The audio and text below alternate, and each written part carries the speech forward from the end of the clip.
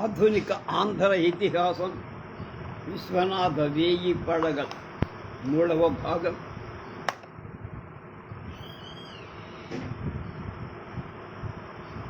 పదకొండు 8/20 3వ అధ్యాయం.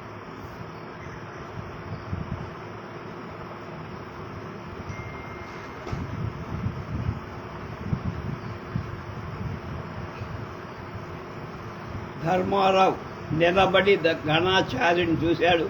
గణాచార్య నిలబడి ఎలా అట్లా చూస్తాం, రాజు చెడిపోయినాడు.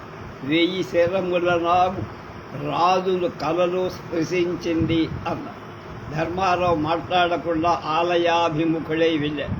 గణాచారి అతన్ని అనుసరించి గణాచారి వచ్చినప్పుడల్లా అర్చకుడు సుబ్రహ్మణ్యాలయం తలుపు తీయాలి కనుక తీశాడు. అర్చకుడు విభూతి తేవటానికి ముక్కాలిపేటకు వద్దకు వెళ్ళాడు. ముక్కాలిపేట మీద స్వామి యంత్రము, ఆ యంత్రానికి పూజ చేస్తారు. అర్చకుడు విభూతి తీస్తుండగా ముక్కాలిపేట ఊరిగింది. ధర్మారావు ఎందుకని అలా జరిగింది? రాత్రి ఒక కాలు విరిగింది, అంటు పెట్టాను అన్న. విభూతి పుచ్చుకొని ఇద్దరూ బయటికి వచ్చారు. ధర్మారావు తన ఇంటిలోకి పోతూ గణాచారి వంక చూశారు. గణాచారి సరిపోయిందా? ఒక కోడి ఊడింది, నువ్వును నేను మిగిలి ఉన్నాం అన్న. ధర్మారావుకు కృష్ణమ్మ నాయుడు కలలో ఆడాడు. నాయుడు అమృతమూర్తి అవ్వటం చేత ధర్మారాయుని కళ్ళు నీళ్లతో నిండాయి. ధర్మారావు గణాచారిని వదలి ఆ వీధి వెంట వెళ్ళాడు. తలవంచుకొని అతడు పోతుండగా నాయనా ఇట్లు రమ్ము అని పిలుపుగా. అతడు తల ఎత్తి చూసి పిలిచింది రంగాజమ్మగా.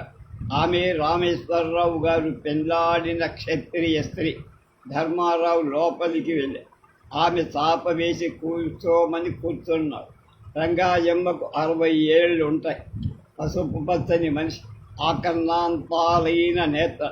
కానీ ఆమెకు వైధవ్యం ప్రాప్తించిన తర్వాత ఆమె సౌందర్యం అయిపోయి రాజు పోయి శిథిలమైన రాజధానిలాగా ఆమె ఎందు పూర్వశ్రీ లక్షణాలేం కనపడలేదు.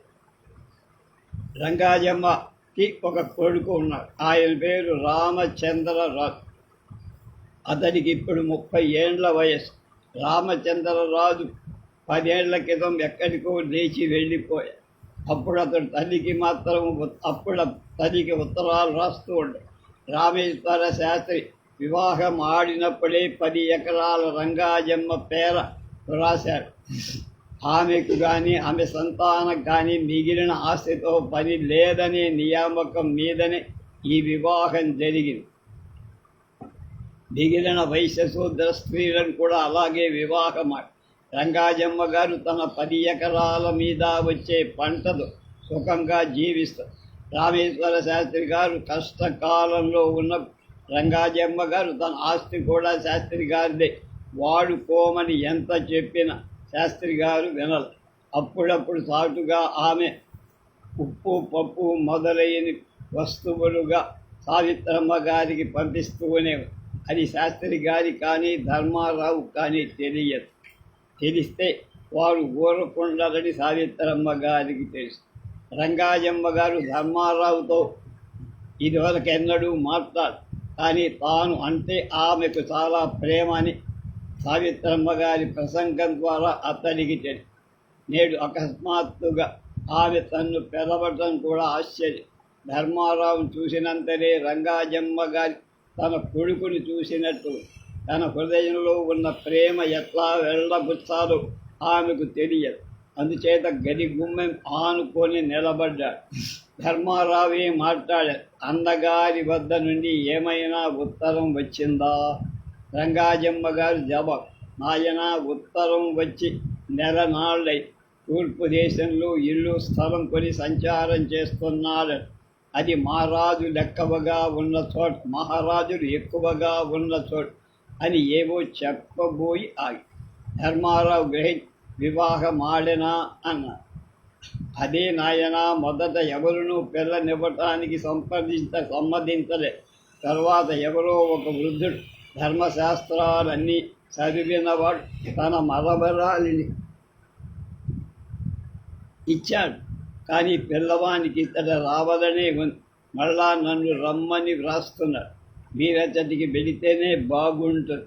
నాకతట ఏముందయ్యా, అత్తవారి ఇల్లు వదిలిపెట్టి ఆ పరదేశానికి నేనెందుకు పోవాలి? మీ నాయనగారు చచ్చిన తోటనే నేను కూడా చచ్చిపో. ధర్మారావు గుండెలో ఆవేగంతో ఆమె శరీరానికి మనస్సులో ఆనందపడి తన తండ్రి ధన్యుడంతో, నాయన, నేను వానిని రమ్మనియే వ్రాయించాను. నీ అందరూ ఒక చోట ఉండవచ్చు. చేదోడు వాదోడుగా ఉంటారు. ఆ దూరదేశంలో మన అన్నవాడు లేక ఏమి ఇబ్బందులు పడతాడు. అతనికి రావాలనే ఉన్నది. భార్య ఒప్పుకున్నట్టు తోచదు. ఆయనకేమైనా సంతానమా? ఒక కుమారుడు కలిగిపోయాడు.